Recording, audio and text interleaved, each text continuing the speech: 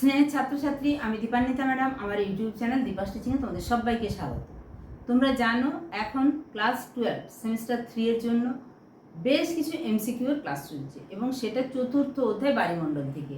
তোমরা জানো এর আগে 3টে চ্যাপ্টার সম্পূর্ণ কনসেপ্ট ক্লিয়ারের ক্লাস পার্টে পার্টে আলোচনা করা হয়েছে, এমসিকিউ আলোচনা করা হয়েছে, এমসিকিউ পাওয়ার পয়েন্টে আলোচনা করা হয়েছে এবং আমি তোমাদেরকে কথা দিয়েছি সেমিস্টার 3 সেমিস্টার 4 একদম তোমাদের ফাইনাল পরীক্ষা না হওয়া পর্যন্ত তোমাদের পাশে থাকবো।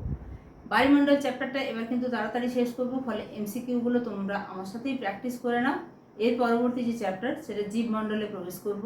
তার আগে বলবো এই ক্লাসগুলো তোমরা বারে বারে দেখে দেখে এমসিকিউগুলো অভ্যাস করো এবং আশা করবো যে তোমাদের কনসেপ্ট ক্লিয়ারের ক্লাসগুলো অলরেডি দেখা হয়ে গেছে। আর যদি দেখা না হয়ে থাকে এক্ষুনি যাও, গিয়ে দেখো ভিডিওসে প্লেলিস্টে সুন্দর করে সাজানো আছে, সমস্ত ক্লাস পেয়ে যাবে। চলো তাহলে আর কথা না বাড়িয়ে শুরু করি। এখানে দেখতে পাচ্ছি বেশ কিছু শূন্যস্থান পূরণ আছে, তারপরে আছে সত্য মিথ্যা। শূন্যস্থান পূরণের ক্লাস অর্থাৎ শূন্যস্থান পূরণ আছে এরকম ক্লাস আগেও হয়েছে, বায়ুমণ্ডল থেকেই হয়েছে। এখন বেশ কয়েকটি শূন্যস্থান পূরণ, তারপরে সত্য মিথ্যা। প্রথম যে শূন্যস্থান পূরণ, সেখানে সমুদ্রের পৃষ্ঠজল এবং গভীর জলের উষ্ণতাকে পার্থক্য, সমুদ্রের যে উপরের জল অর্থাৎ পৃষ্ঠের জল এবং ভেতরের জল, এই উষ্ণতার পার্থক্যকে কাজে লাগিয়ে বিদ্যুৎ উৎপাদন করা হয়। এই পার্থক্যটা কত হলে সেটা বিদ্যুৎ উৎপাদনের উপযোগী হয়? সেটা 20 ডিগ্রি সেন্টিগ্রেড হলে বিদ্যুৎ উৎপাদনের উপযোগী হয়।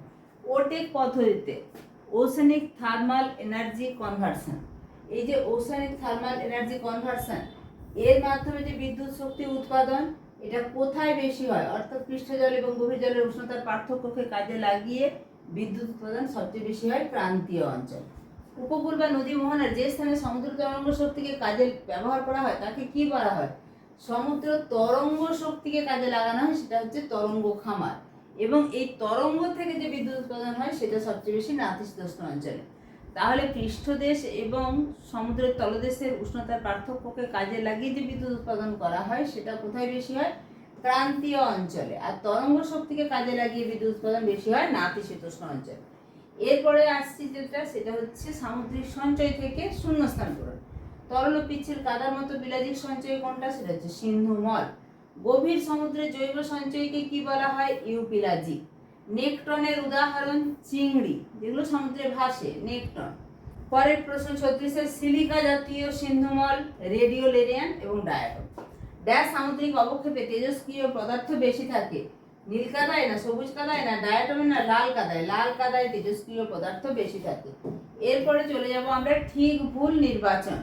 এখানে ঠিক ভুল নির্বাচনের যে প্রথম প্রশ্নটি আছে, তোমাদের ঠিক ভুল নির্বাচন এমন নয় যে একটি বাক্য দিয়ে দিবে সেটি সত্য না মিথ্যা যাচাই করতে হবে। এখানে 4টি বাক্য থাকবে এবং এলোমেলো ভাবে কোনোটি সত্য কোনোটি মিথ্যা এরকম ভাবে অ্যারেঞ্জ করা থাকবে।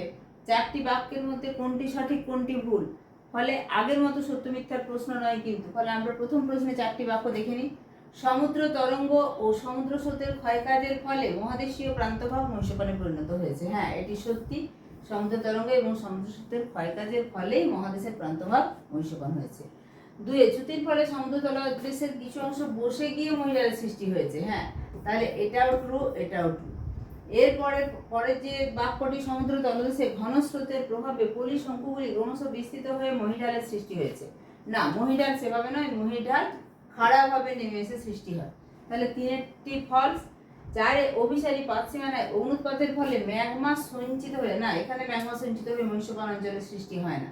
তাই 3 এবং 4 ভুল, 1 এবং 2 সঠিক। সঠিক উত্তর তাহলে বি। এরপরে আমরা 2-এর দাগে দেখে নেব কি 4টি বাক্য রয়েছে। সমুদ্র তলদেশে সামুদ্রিক উদ্ভিদ ও প্রাণীর দেহাবশেষ সঞ্চিত হয়ে যে পিচ্ছিল কাদার মতো পদার্থ সৃষ্টি হয় তাকে উজ বা সিন্ধু গর্ত বলে। হ্যাঁ, এটি সত্য। সমুদ্রের দীর্ঘ ও সংকীর্ণ রৈখিক অঞ্চলকে ঠিক বলে। না, মিথ্যা। তাহলে সত্য মিথ্যা। অভিসারী পাতসীমানায় সামুদ্রিক শৈলশিরা, অভিসারী পাতসীমানায় সামুদ্রিক শৈলশিরা হবে না, খাদ সৃষ্টি হয়। তাহলে এটিও ফলস। গায়াট এক প্রকার আগ্নেয় পাহাড়, এগুলির উপরিপৃষ্ঠ সমতল এবং পার্শ্বদেশ খুব খাড়া হয়, এটিও সত্য। তাহলে বুঝতে পারছো, কনসেপ্ট ক্লিয়ার যদি না থাকে তাহলে কোনটি সত্য কোনটি মিথ্যা সেটি কিন্তু বুঝতে পারবে না। অপশনগুলো দেখে নিই। প্রথমেরটা সত্য, তারপরে দুটো মিথ্যা, তারপরটা হচ্ছে সত্য। এখানে 2-এর যে অপশনগুলি রয়েছে, হ্যাঁ দেখো 1 এবং 4 মাঝের দুটো 2, 3 বলেছিলাম মিথ্যা, 1 এবং 4 সঠিক, 2 এবং 3 এটি হচ্ছে ভুল।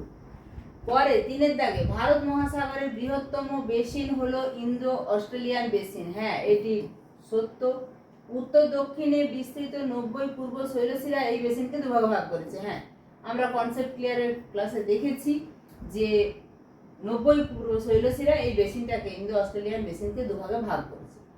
এরপর দেখব পূর্বের অংশকে বলা হয় মধ্য ভারতীয় বেসিন, না পূর্বের অংশকে পশ্চিম অস্ট্রেলীয় বেসিন, পশ্চিমের অংশকে বলা হয় ভারতীয় বেসিন। তাহলে এটাও ভুল, এটাও ভুল। তাহলে ব্যাপারটা গিয়ে দাঁড়ালো 1, 2 সঠিক, 3, 4 ভুল। তাই ডি 1, 2 সঠিক এবং 3, 4 হচ্ছে ভুল। এরপরে চলে যাব 4-এর দাগে। 4-এর দাগে কি কি বাক্যগুলি আছে একটুখানি দেখে না। দুটি পাতের মিলনস্থলের পাতসীমানায় সমুদ্র খাতের সৃষ্টি হয়, হ্যাঁ হয়। যখন দুটো পাত পরস্পরের মুখোমুখি হচ্ছে, একটা আরেকটার তলায় ঢুকে যাচ্ছে, এখানে কিন্তু খাত সৃষ্টি হয়। পরে যেটি আছে বাক্য সেটি হচ্ছে প্রতি সারি পাতসীমানায় অগ্নুৎপাতের ফলে লাভা সঞ্চিত হয়ে খাত সৃষ্টি হয় না, তাহলে এটি হয়ে গেল ফলস। প্রতি সারি পাতসীমানায় সমুদ্র তলদেশের ভূমির স্থিতিশীলতা রক্ষা করার জন্য শিলাস্তর বসে গিয়ে খাতের সৃষ্টি হয়। শিলাস্তর যখন বসে যাচ্ছে তখন খাতের সৃষ্টি হয়, তাহলে এটিও ট্রু। তাহলে ট্রু, ফলস, ট্রু। হিমযুগের সময় সমুদ্রপৃষ্ঠের অবনমনের ফলে সমুদ্র খাত, না হিমযুগের সময় হিমবাহে পরিণত হয়েছে জলটা, ফলে সমুদ্র জলতল নেমে গেছে, কিন্তু তার ফলে খাত হয় না। তাহলে 1-এ সত্য, 2-এ মিথ্যা, 3-এ সত্য, 4-এ মিথ্যা। তাহলে 1 এবং 3 সঠিক, 2, 4 ভুল। এরপরে চলে যাব 5-এর দাগে। 5-এর দাগে দেখো বাক্যগুলি কি কি রয়েছে। সমুদ্র তলদেশে মগ্ন শৈলশিরা অবস্থান করলে সমুদ্র জলের উষ্ণতা বৃদ্ধি পায়। সমুদ্র তলদেশে যে মগ্ন শৈলশিরা অবস্থান করে সমুদ্র জলের উষ্ণতা বৃদ্ধি পাবে না, তাহলে এটি ফলস বা মিথ্যা। মগ্ন শৈলশিরা সমুদ্রের গভীরে শীতল সমুদ্র স্রোতের প্রভাবে সাহায্য করে, হ্যাঁ করে, তাহলে এটি সত্য। 3-এ মগ্ন শৈলশিরার অবস্থানের ফলে সমুদ্র জলের অবাধ মিশ্রণ ঘটে না, হ্যাঁ এটিও সত্য। মগ্ন শৈলশিরার অবস্থানের জন্য লোহিত সাগর অপেক্ষা ভারত মহাসাগরের জল বেশি লবণাক্ত, না ভারত মহাসাগরের জল বেশি লবণাক্ত নয়, তাহলে এটিও ফলস। তাহলে কি দাঁড়ালো 1-এরটা ফলস এবং 4-এরটা ফলস। এই যে 1, 4 ভুল, 2, 3 সঠিক। পরে লাস্ট প্রশ্ন, বেশি লবণাক্ত জল কম লবণাক্ত জল অপেক্ষা দ্রুত জমাট বাঁধে। স্বাদু জল অপেক্ষা লবণাক্ত জলের স্ফুটনাঙ্ক বেশি।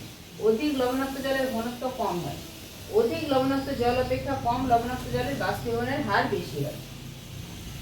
এখানে বেশি লবণাক্ত জল কম লবণাক্ত জল অপেক্ষা দ্রুত জমাট বেঁধে যায়, এটি ভুল। 2-এ স্বাদু জল অপেক্ষা লবণাক্ত জল, যেটাতে লবণ বেশি মেশানো আছে, সেই জলের স্ফুটনাঙ্ক বেশি, হ্যাঁ তাহলে এটি হচ্ছে সত্য বা ট্রু। অধিক লবণাক্ত জলের ঘনত্ব কম হয়, না অধিক লবণাক্ত জল যখন তার মধ্যে প্রচুর লবণ মিশে আছে ঘনত্ব কম হবে না, ফলে এটি ফলস। 4-এ অধিক লবণাক্ত জল অপেক্ষা কম লবণাক্ত জলের বাষ্পীভবনের হার বেশি হয়, হ্যাঁ এটি ট্রু বা সত্য। তাহলে ফলস, ট্রু, ফলস, ট্রু। তাহলে কোনটা কোনটা সঠিক হলো? 2 এবং 4 সঠিক, 1 এবং 3 এটি ভুল। তাহলে বুঝতে পারছো এইরকম ভাবে তোমাদেরকে সত্য মিথ্যা নির্বাচন করতে হবে। ব্যাপারটা কিন্তু মাধ্যমিকের মতো নয়। ফলে স্কুলে পরীক্ষা দিয়েছো ফার্স্ট সেমিস্টার, নিজের মতো করে দিয়েছো, নিজের স্কুলে দিয়েছো, এবার কিন্তু সচেতন হও, এভাবে প্র্যাকটিসগুলো করতে থাকো, অবশ্যই পরীক্ষার সময় কিছু অসুবিধা হবে না। অবশ্যই গুরুত্বপূর্ণ তথ্যটা বন্ধুদের মাঝে শেয়ার করে দাও, যাতে তারা এখন থেকে প্র্যাকটিস শুরু করতে পারে। চ্যানেলে নতুন হলে আশা করবো চ্যানেলটা সাবস্ক্রাইব করে নিয়েছো। দেখা হচ্ছে খুব তাড়াতাড়ি পরবর্তী উপস্থাপনা। আর হয়তো 1-2 এমসিকিউ এর ক্লাস যাবে, তারপরে কিন্তু জীবমণ্ডল শুরু হবে। দেখতে থাকো প্রত্যেকটা ক্লাস।